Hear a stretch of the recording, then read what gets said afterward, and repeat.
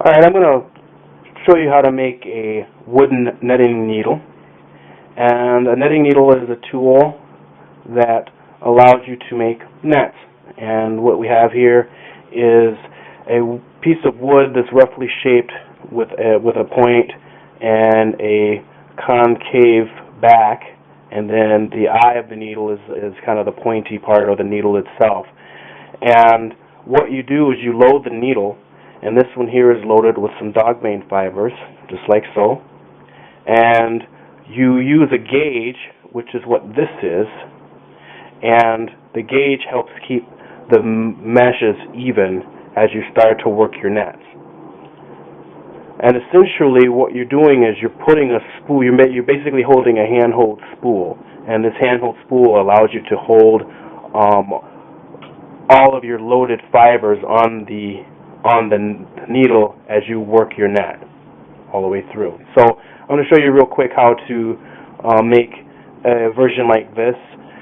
This one is approximately 7 inches long by inch and 3/4 wide, and holds approximately 40 feet of cordage.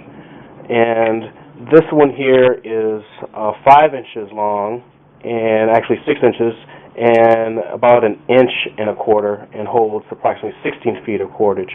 So depending on the length of the inner needle, the width, and actually the length of the needle itself allows you to load your netting needle with more or less fibers, or more or less cordage.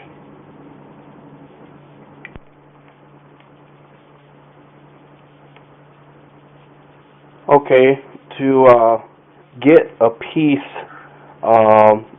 that you will need in order to fashion your netting needle, you'll need to split off a piece about 1/4 inch wide for however long you'll need it. I'm not going to make a netting needle this long. Actually, I'm going to cut this down in a bit here. But essentially, to do that is you need to take your cutting tool. In this case here, I have a knife, and a good safe way to do this is, I took it off of a larger birch log here, and I just kind of, set it up right, and then chopped, use the mallet to hit straight down to split it out.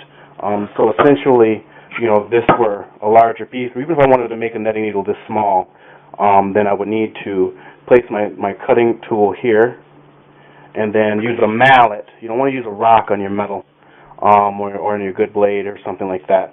You just use your mallet, and you just bang down, and you just hit down like so, okay?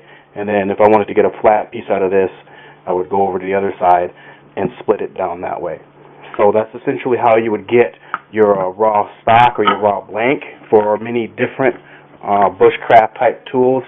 Knowing how to cut like that it comes in very handy.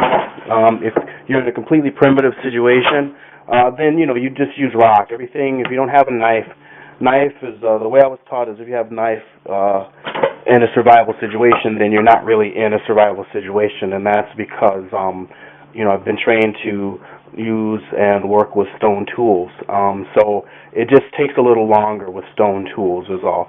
Having a nice knife is a very nice to have, because it cuts down on a lot of time to do work.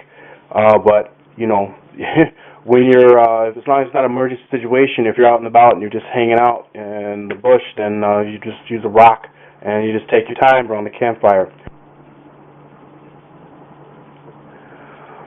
Okay, the first thing we're going to do is we're going to map out our shape in the rough blank here. And right now I'm going to make it about this long, and I'm going to cut on this line about here. And let's see, I'm going to make the point towards the end here. And the first thing you want to do is you want to make 4 drill holes or drill points. And I'm going to make one mark right here. Make another mark just slightly below that. That's going to be the top of the needle. That's going to be the top of the eye. And then right about here,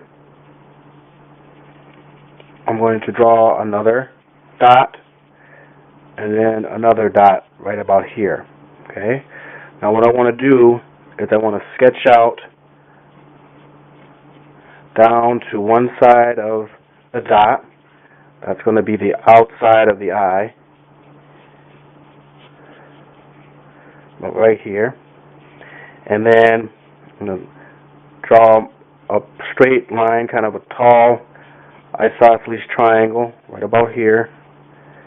And this will be the point in the center of the eye, right about here. Okay, and then I can just rough out my top here.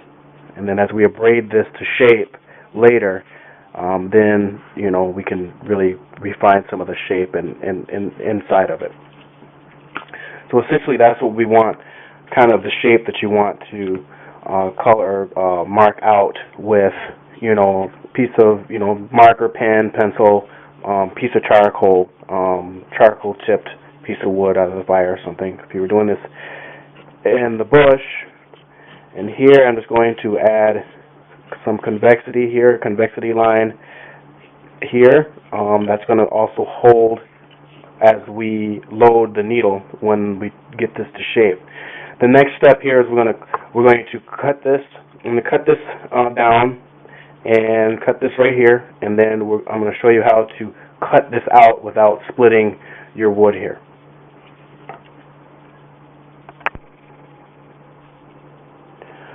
Okay, I went on ahead and I cut this down, and again I kind of cheated. I used a handsaw here. Modern tools just become more convenient. They help us move faster. They help us to be a little bit more efficient. Now I could have used some stone pieces here. These are some of my stone points, just for the point of illustration.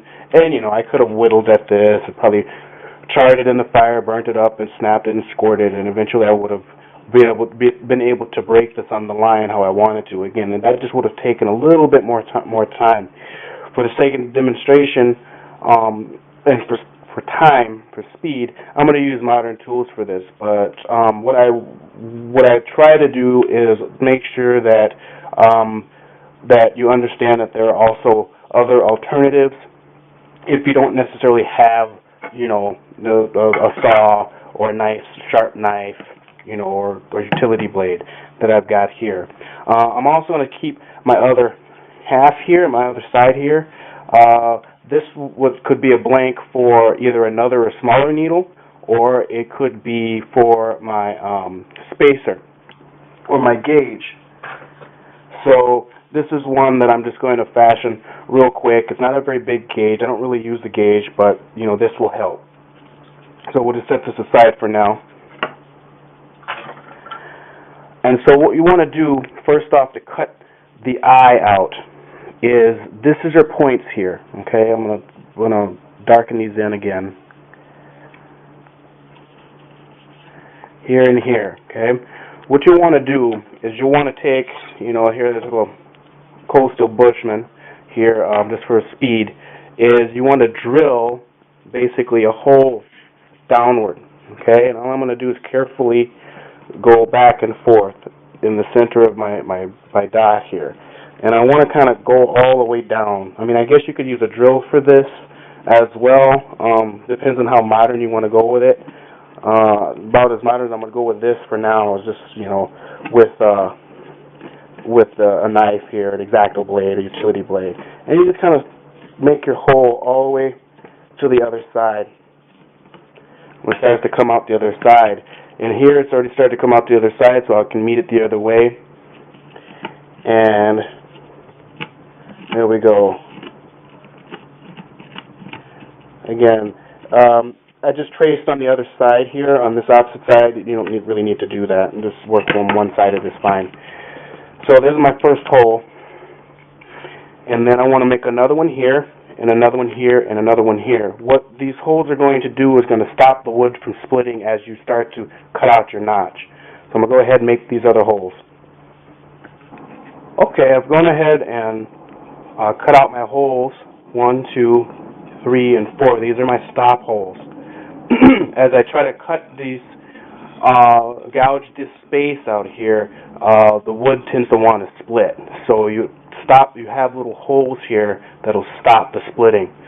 This is a common technique in working with leather, fabrics, papers, wherever you're going to cut a hole to keep the hole from going, whenever you're going to cut or make a slit, to keep the slit from getting larger or ripping past where you want it to stop, you just make a hole or punch a hole as a stopper. So that's the concept here. And again, I just used a blade here. Always sheath your blade, put it away so it's safe. Be careful around kids. And as a stone tool, the same thing could be done. And just real quickly, I could just take a stone tool and I could start to bore a hole.